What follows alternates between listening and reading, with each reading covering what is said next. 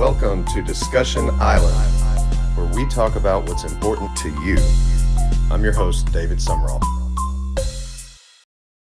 Hello again, everybody. Welcome back to this special edition of Discussion Island.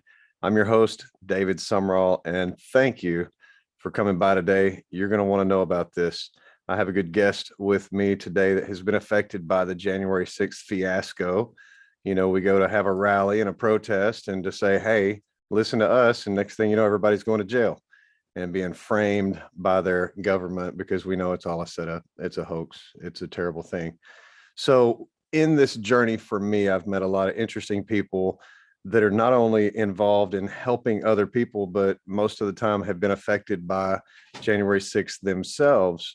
And it makes it kind of interesting because you would think they would want to run and hide and sit down and not do anything, but it actually inspires them to be more active to help other people that are in the same situation, that are not, you know, in a different place, but they're actually right next to these people a lot of times in theory and sometimes physically. And so these stories are the ones that we want to highlight, you know, of course, bring out the positive and show what people are doing, but in turn, give you action items, things that you can do that make a difference in the lives of these political prisoners. Excuse me. So bear this in mind. This is something that, you know, a lot of things you can do that don't take any effort so much, you know, paying $5 or $10, that's pretty easy stuff, you know, and showing your support. Hey, that's great. I appreciate that more than, you know, I wish more people would give $1, you know, and they don't. So the more donations, the better. But this next thing takes a little courage and it takes a little brass to your character. You have to be able to, I guess, risk exposure, risk your neighbors knowing that you're patriotic and that you care about what our government is doing to its citizens, because they're going to ask, what the heck are you doing? Have you gone crazy? You're out in your yard singing the national anthem at 9 o'clock Eastern time. This next young man is responsible for that whole thing. His name is Joe Thomas. He is Pi Anon, if you're familiar with any social media that is involved with the January 6th. And he started the Sing for Freedom movement. Really, it's really taken off. So welcome to the program, Joe. It's good to see you tonight. I appreciate you joining us. It's a pleasure to be here, sir. Thank you for having me. And it's a very, very generous introduction. Oh man, listen, it's not generous enough because it didn't come with a pocket full of money to help you with your problems. And I know you have them. So let's just jump in the water here at the island and start there and talk about what happened. We know you went to DC on January 6th. We know that you've been in trouble. Tell us the overview, give us the rundown, the shakedown of what happened, about your arrest and what charges, what you're looking at, brother. Okay, well, just to kind of take a step back to start from really the beginning, but I'm not going to go into all the boring details. But I mean, I've been a truther since the days of Prodigy Internet. You know, I'm almost 40 years old, and I realized a long time ago that there's just something wasn't right with what we were being told versus what I saw with my own eyes. It doesn't take a rocket scientist to realize that there's, you know, secondary agendas that people are pushing. And so I've always had a voice. And when I served in the military, I took that oath to support and defend the Constitution, and I hold that true to my heart. And I mean, I bleed red, white, and blue. I'm a patriot through and through.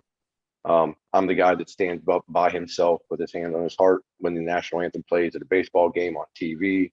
I stand up whenever I see it on a, you know, game playing at the restaurant, whatever. But I went, and before January 6th, I was involved with some friends online. A friend of mine goes by the name of Enoch. He set up a caravan, helped organize to be able to get patriots down to DC for the 6th. And I helped run emails, coordinate the stops. I actually met up with a bunch of them in Richmond, Virginia, because I was working down there at the time, and to go all in to drive into DC together. Ultimately, we helped over 700 patriots get there, paid for gas, some food, stuff like that. And yeah, it was a great time. We were going down there to express our love of country and patriotism, and to give just a show of numbers to let those that are in seats of power see that it's not just a minority of people that want to just put the brakes on for a second and double check things before they give it the rubber stamp of approval. And so, that's what we did. We went down there in mass, and it was beautiful. The atmosphere of the DC rally was upbeat, patriotic. People were singing the national anthem, and God bless America, and and just it was a great example for kids to see and for families to express, not only to one another, but to show examples to other people that it's okay to love your nation. And after Trump's speech, uh, a bunch of people were walking towards the Capitol, and I made my way in that direction as well. Uh, my wife and my daughter came down to see the rally and to just participate in the events, and I had no idea that things were going to go as sour as they did. But as we were approaching the Capitol, the atmosphere changed, and I smelled tear gas, which I recognized the smell from my time in the service. And I immediately looked at my wife and said, "Get my daughter out of here." She was in the military as well, and she recognized it. She said, "Yeah, we got to go." And she asked me to leave with her. And I said, "The news isn't going to report the truth. I just want to stay and watch. I'm going to videotape this and put out the truth," much to her dismay. But she knows that if I have my mind dead set on something, there's no talking me out of it. So she did the right thing. She got our daughter out of there to safety and, made sure nothing happened.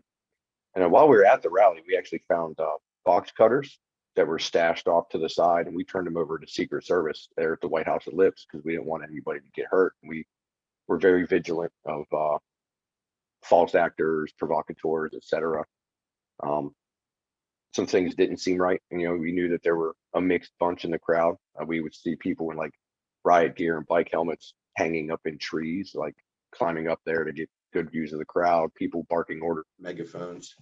Long story short, when I made it up to the Capitol, then it was definitely a lot more different. And I was trying to let folks know, like, we're speaking up for freedom, we're speaking up for liberty and peace, and that we wanted to get things, changed up. Not necessarily force anybody's hand or to stop anything that was going on, but to, like I said, a show of numbers. And there were people using their voice. That's what it was all about, their First Amendment right. Then the riot police came, and I witnessed a lot of things that I never thought I would see in my America. One example is a fully riot gear Capitol police officer shooting tear gas at an elderly woman who was standing there singing the national anthem, along with a young girl who I assume is her granddaughter. Just an older woman and a younger girl standing there, but they got tear gas. An elderly man was getting beat with a nightstick as he was laying on the ground, bleeding from the head.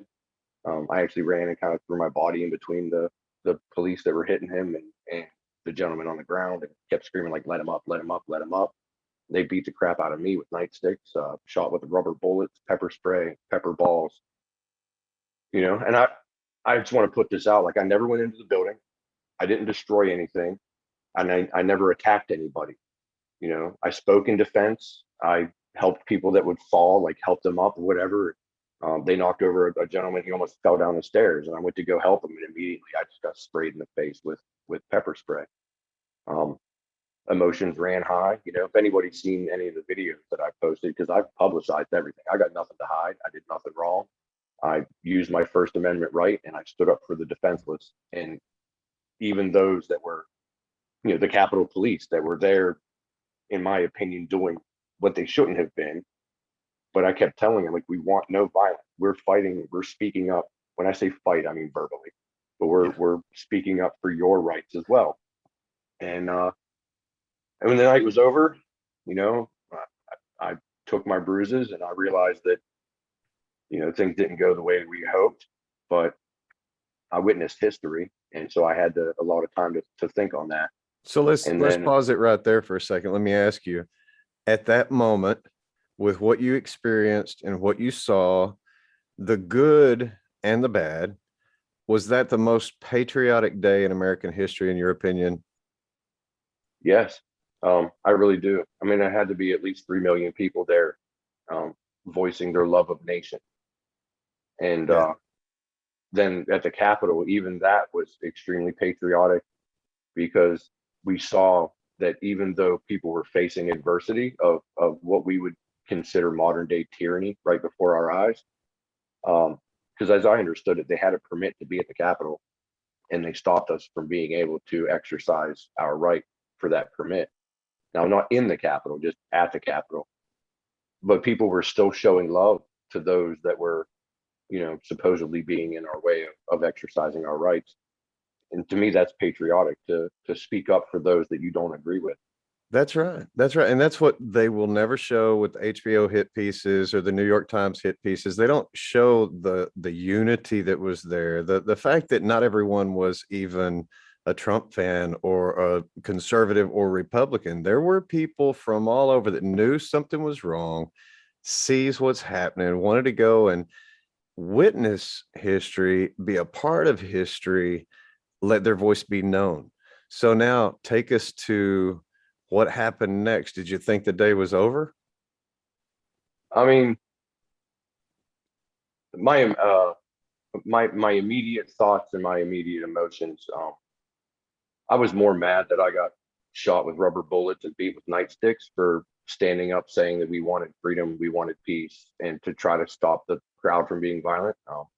I even at one point was helping to take pipes away from people, because there were folks in the crowd trying to convince others to use them against the Capitol Police. And I'm like, no, no, no, this isn't why we're here. This isn't why we're here. No violence, no violence, et cetera, et cetera.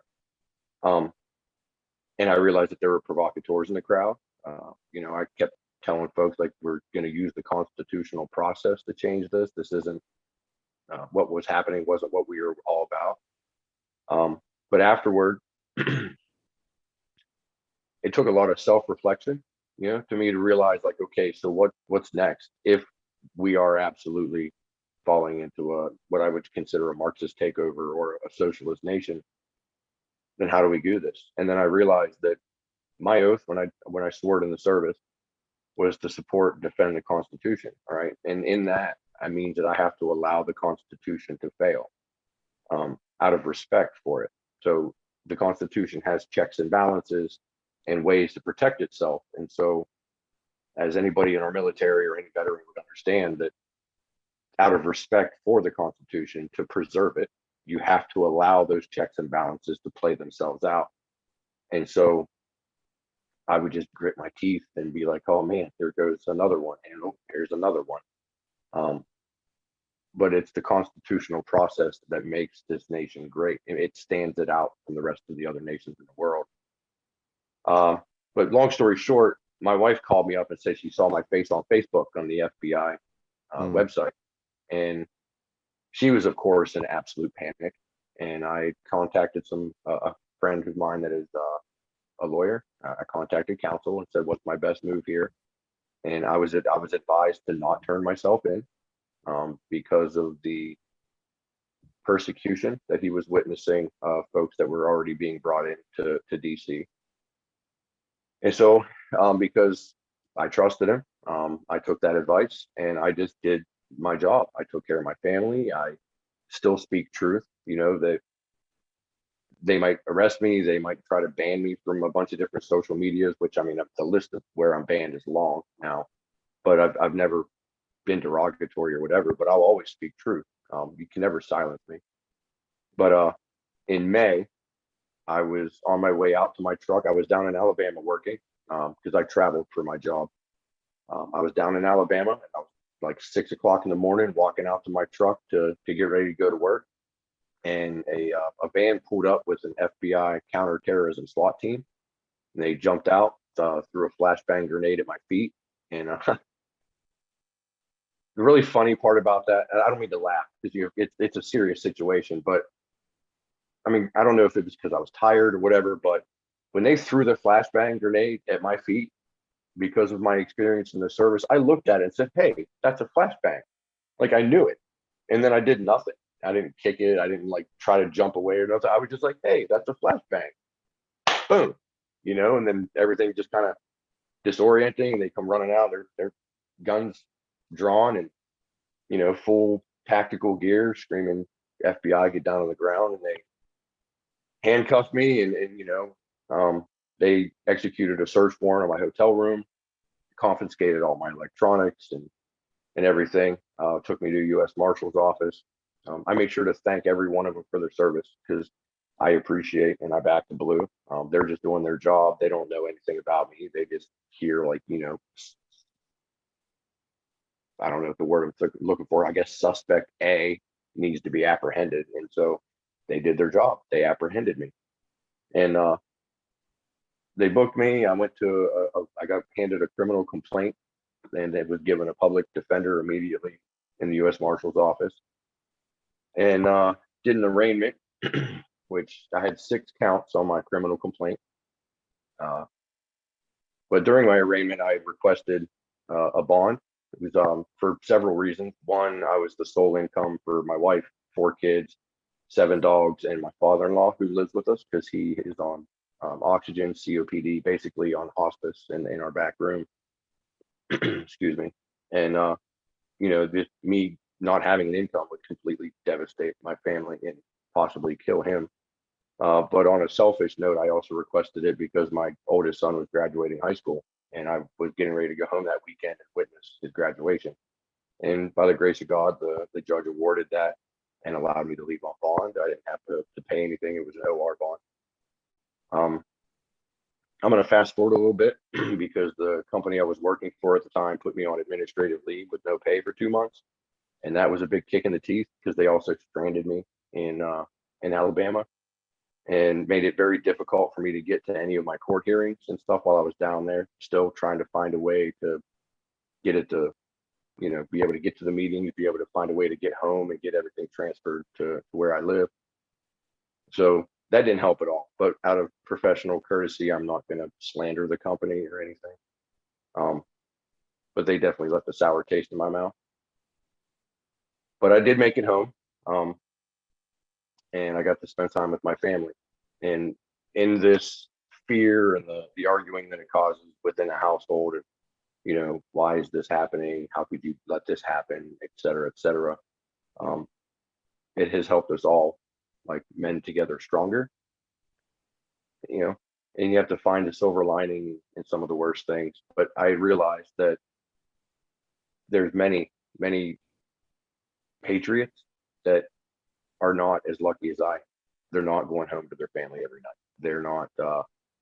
Even when I was unemployed, I'm like, these guys are, and ladies, they're locked up. They're not seeing trial. They're already violated habeas corpus against them and putting in solitary confinement for times well past the Nelson Mandela Act, which is technically torture. I've heard, stories of the food that they're getting and just how awful it was.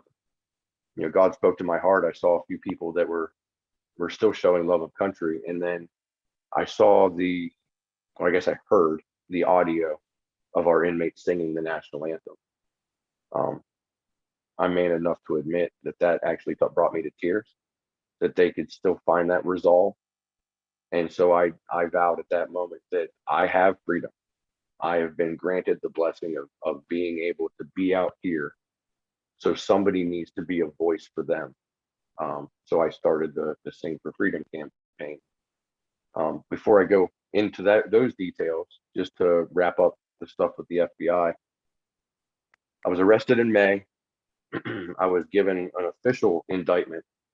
I have a public defender because I can't afford a lawyer. I started a GoFundMe. They seized it and refunded everybody's money and actually banned me from GoFundMe for promoting terrorism, even though I haven't been convicted of anything. So I ended up starting a Give, Send, Go. And, also the Patriot Mail Project has put me on their list and put down my PO box to people to send in funds if they wish. And it's been very generous. Folks sending a lot of cards and letters, and it's a blessing. All of this plays into giving me that strength to continue forward with what I'm doing to bring a voice to the other J6ers. But I was given an official indictment at the end of August with 10 counts on it, 3 for assaulting police officers, which I didn't do. One of them is committing violence in the Capitol building. I never went in. Other ones were like disorderly conduct and things of that sort, but 10 counts total. I was arraigned at the end of September. Of course, I pled not guilty, still with my public defender, but it's been continuance after continuance. They haven't provided any evidence. My attorney just notified me just recently that he started to see the first bit of discovery, and there's plenty more to come for probably the next few months. So I have no idea what's going to happen here on out, but I do understand that God has me on his path. And so that's what we're going to see through. He does, man. Let me tell you what, we don't know where we are half the time, but he always does. Hello, I'm Mike Lindell, inventor of MyPillow. Thanks to your support, you've helped make MyPillow become one of the fastest growing companies in America. Over the last 12 years, you've helped MyPillow create thousands of jobs right here in the USA. When I got MyPillow, I'm asleep almost immediately. I stay asleep at night and I wake up more well-rested in the morning. That's why I invented MyPillow. My patented fill adjusts to your exact individual needs and helps keep your neck supported and aligned.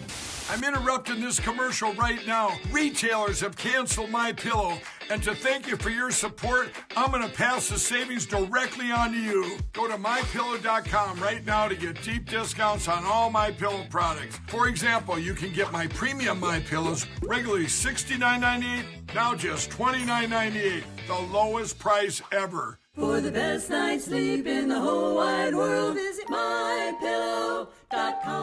Promo code Stop Hate. And listen, I just had Cynthia Hughes from the Patriot Freedom Project, on just a little while ago. We're doing back to back with you tonight. And listen, it's amazing how much support, that she's given these people. And everybody, listen, if you want to know how to support the family, go back and watch the last show with Cynthia Hughes on it.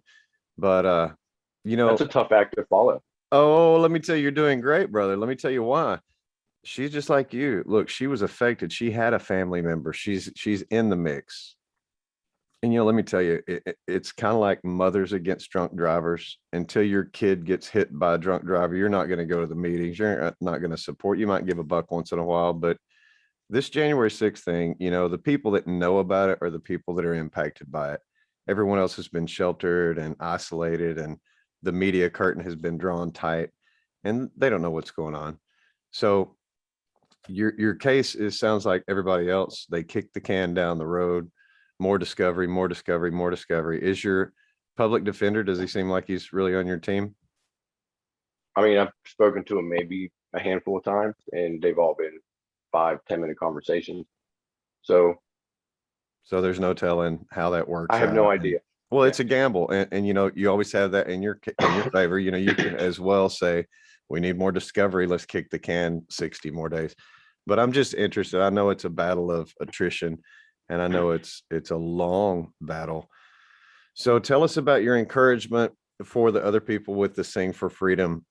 Because I'm like you, Joe, when I heard that, because I'm like you, I work with the families. I get the inside stuff, and you and I both got that recording about the same time, and it dropped me as well. Because listen, it's one thing to have your freedom, but the question is, what are you going to do with it? And that's really where Joe's coming from tonight, people. And listen to this. This is no different than abortion, because those little kids don't have a voice. Who's going to be their voice? This is the same thing. We have prisoners of war, political prisoners being held by our tyrannical government, and nobody knows because they don't have a voice, because the media doesn't want you to know. That's where Joe steps in and starts alerting neighborhoods as to what's going on, starts social media campaigns, starts getting videos from people that are doing the same thing in honor and respect and dignity for these people that are being just railroaded. So tell us about the Sing for Freedom, man. Let's tell it. Okay. Well, like I said, I heard the inmates sang the national anthem, and I found out they did it every night at 9. And so God spoke to my heart, and I said, we have to do something to bring awareness to them. But I didn't want to try to bring up a rally, protests, anything that could be harmful or that could be used against our movement or the Patriots in general. And so I said, why don't we just sing with them? Music moves the heart. and it can cause people to move their feet and to spread that awareness. Plus, it would revive patriotism in our country. So I started the Sing for Freedom campaign. I have a channel on Telegram that's specifically dedicated to that and the J6ers and to bring up the news. But I mean, it's on YouTube, CloutHub, Rumble. Basically, I ask people to submit videos of them singing the national anthem anywhere, whether you do it at 9 o'clock or 8 o'clock, or you film it at 3 in the morning. Just send in a video to stand in solidarity with our J6ers and to use the hashtag Sing for Freedom. The number 4 is the one that's been the most popular, so I've been kind of sticking with that. But Sing for Freedom is to show them, and also from what I've been told, some of the inmates in DC, their family members have shown them the videos, or at least told them about them, that there are people out here singing with you. I saw in a letter that was written in response, I don't know how to put it. I guess an inmate wrote a letter to somebody who had sent them one, so they responded to their letter by saying thank you and to sing a song for freedom. And they had the national anthem written on the page and he said that we emphasized the words, our flag is still there. And so lately, a lot of folks have been emphasizing that in their songs. But I implore you folks, go out there, and you don't have to show your face.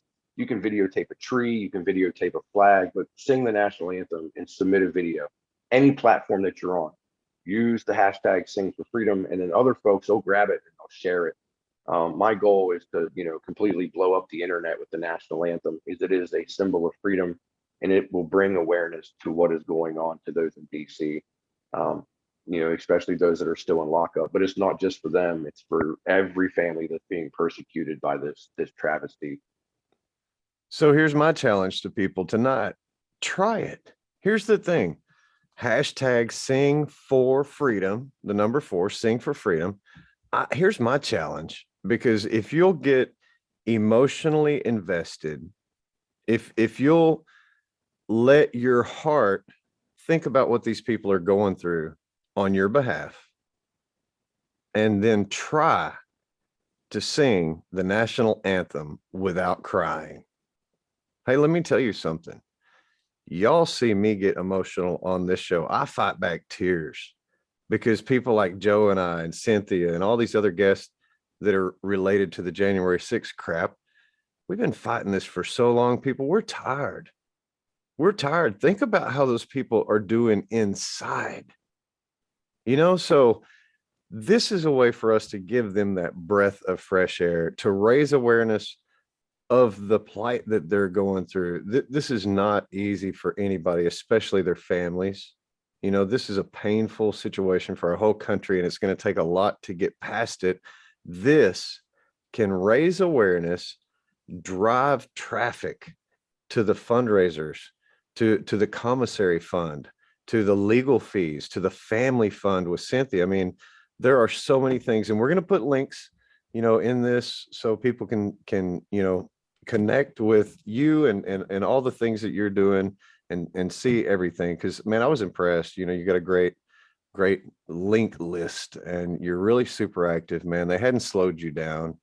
And the Sing for Freedom thing, brother, this means so much to me because it is personal. It's something you can do. It doesn't cost you a dime, but it shows that you care. It shows that you love these people.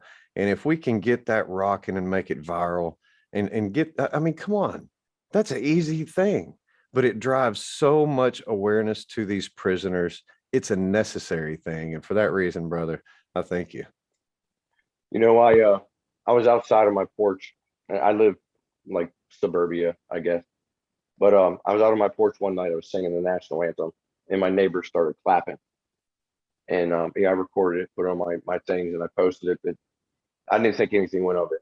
Okay, they heard me sing, they clapped. The very next day, my neighbor, she was out getting her newspaper and her mail. She was like, I have to ask, why were you singing the national anthem on your front porch? Because I've heard you do it more than one night. And I explained it to her. I'm standing in solidarity with political prisoners. I'm one of them, but I'm free right now, And so it wasn't the next night or the next night or the next night, but like a week later, her and her kids were out on the front porch singing the national anthem as well. They didn't record it. But whenever I went up and I said, if you do that again, please send me a video. I would like to show that there's more than just me, this slack-jawed yokel from the hills of West Virginia out here doing this. And we people have been slowly sending in videos, and it's spread. It's on several different platforms. Like I said, wherever you want to do it. And if folks don't want to do the national anthem, any patriotic song really, but it brings awareness so you can explain to your neighbor, even if Mary Margaret comes over and says, hey, what are you doing and why? That's one more voice that can be shared to another to spread out That's this tyranny. No, that's exactly right. And listen, it is awareness. The fact that somebody asks you, the fact that somebody listens or hears it or sees it, if you do it regularly and routinely, more and more people see it. But here's the beautiful thing. A lot of people worry, well, I'm not a very good singer, and listen, if you could belt it out and be beautiful like an album or something, then people would probably line up just to listen to you. But I actually think it's worse if you're not the best singer, because then people know you're not out there showing off. And they'll say, what are you doing, man? Aren't you embarrassed? You don't sing that well. Why are you out there off key spitting the national anthem out every night at 9 o'clock Eastern? And it's because, hey, I love these people. And this is how you protest. This is the total opposite of hitting a knee, taking a knee in revolt and solidarity. This is the right kind of thing to do. It's all about love for God and country. And this is the part that people need the healing from, because this is going to leave a bad scar, and getting over it is going to take so long. But we have to get past where we are to start all that healing process. And right now it's a horrible road with a lot of crooked people that seem to be steering the bus, driving where we're going. We need people to get involved with this. This is a simple way for people to sing for freedom, raise awareness for these political prisoners, and drive traffic to their fundraisers so they can eat, so their families don't get kicked out of their homes, so they can eat, and so they can help pay these legal fees, because we can't let them be priced out of the system. We can't have them forced to take pleas because they can't afford lawyers. We can't have them forced to take pleas because they're starving to death and just want out. They are willing to put the time in and not take a plea for their good name and their honor, and to stand for their values and for their country, so that the left cannot get their evil narrative and make people think that it's true, because it's not. They're not guilty. They will never say they are. And we need to feed them. That is our job. This Sing for Freedom, brother, this is awesome, Joe, because anybody can do it, and they should. I've always said, what's more important, your reputation or your nation? I sing like a dying cat, but I still go out there and do it, because I don't care about my reputation. I care about the stars and stripes. I care about the freedom of my fellow American.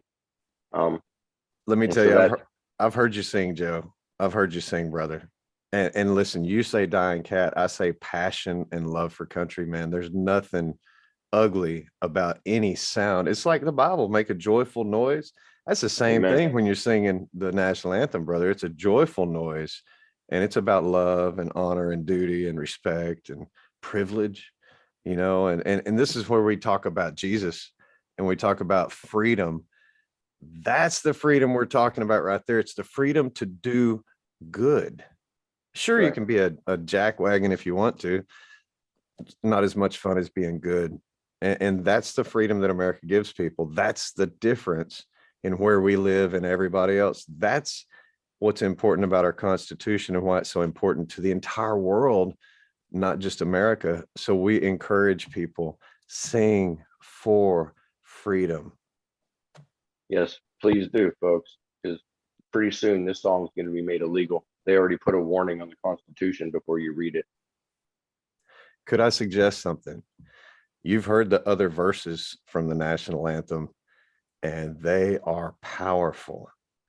Why don't we get together and make a video with all the different verses, with lots of different people singing all the different verses, and we'll clip together and edit together a music video and see if we can push that out with some of these Sing for Freedom with the hashtag on there and blow this thing up, Joe.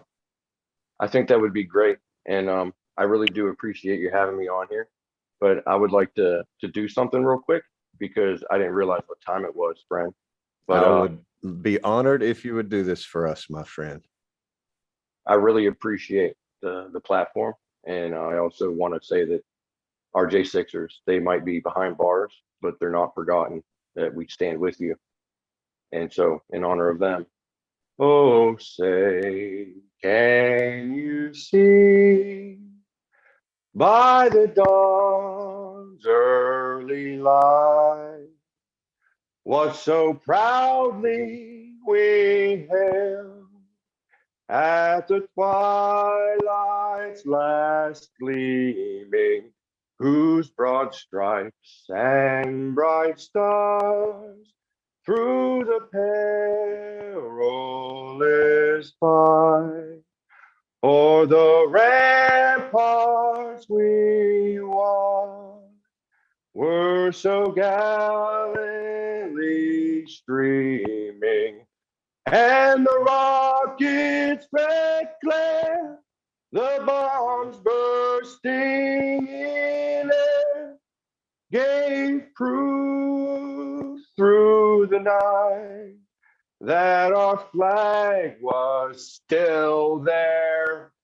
Oh, say does that star-spangled banner yet wave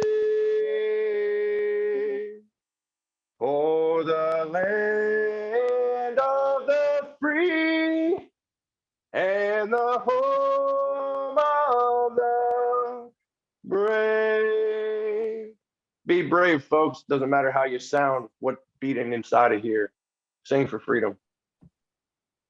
That was the most beautiful thing I've had on the show yet, brother. And I love your voice, man. You sound like an old crooner to me. You got skills there, old school style, underappreciated, underrated. But I appreciate you doing that for us tonight, my friend. I really do. My honor, sir. Yes, My sir. honor. Thank you. Thank you. Listen, keep me posted. I'm sure we'll talk and continue. Thank you for sharing this part of your journey with us. We wish you the best. And we appreciate everything that you do, even though you're in the position, you're trying to help other people. That is so honorable. I appreciate that. Local action will make a national impact. Yes, it will. Any final words for our audience out there, Joe? Yeah, time is now to speak up, stand out from the crowd, because there's not going to be much time left if nobody does. You know, the old saying, if they came for the unionists and I didn't speak up because I wasn't a union worker. So get involved in your community, get involved locally. You know, you don't have to doesn't everybody have to run for office, but just to gather together with fellow patriots. A buddy of mine, Enoch, he has a channel on Telegram dedicated to a Green Dragon Worldwide campaign. I promote that as well because it helps local meetups for patriots. Like each state has their own little group, and they get a chance to get together and meet. It's not for rallies, it's not for protests. It's literally for like coffee and breaking bread and just discussing what you guys think is important in your local area. So, you know, get involved one way or another. Check that one out. Sing for freedom. Send out your videos. Let's blow up the internet with some love. That's what's necessary. And get our J6ers the heck out of there, because it tears me up. But I won't be able to sleep at night if I said I did nothing. So until they either block me up or execute me or whatever, I'm gonna be out here and I'm gonna be loud and I'm gonna be speaking up for those that are being oppressed. So thank you, David, for having me. Thank you, Joe. Listen, brother, we need more people just like you that are convicted, you know, that can't sleep. I'm the same way. And I hope this, you know, puts the heat on some of y'all out there to say, you know what, I've heard David talk about these things with a lot of different people and it's interesting and I've listened and I get it. But have you done anything? Have you given a buck? You know, have you bought somebody's dinner? Have you supported a family? And we've got a pregnant girl we did a baby shower for. You know, there's things out there. People have needs, folks. They're real. They're not going away. But this is something that you can actually do to help spread awareness and put a light on this horrible dark spot in our history. And, you know, the day was not the worst day in history because of what we did. It's because of what the government did to us. So we need the help in explode, you know, just the explosion of media needs to happen now, people, while we still have that freedom. So do me a favor, jump on some I don't know, campaigns, some fundraisers, some people's sites, go to stophate.com, Department of Defense. You know, we've got as many people so far. I mean, Cynthia Hughes has the Patriot Freedom Project too. I mean, you can go to their website and find fundraisers. You know, the family stuff is huge. We're trying to feed these people, you know, with the commissary funds because they're starving them out. They're cutting their rations. They're giving them rotten food. These are all true things, people. We talk to the families. Please believe me. It's desperate. You can help by going out on your front porch at 9 o'clock Eastern and sing the national anthem, record it on your phone, put a hashtag, sing the number 4 freedom, and post it and help people find places they can get involved to help. So on behalf of my crew and Discussion Island, thank you, Joe, for coming by again. We appreciate you so much being honest and sharing your story with the audience, and God bless you. And until next time, my friends, we will see you right back here on Discussion Island. God bless you. Discussion Island, where we talk about what's important to you.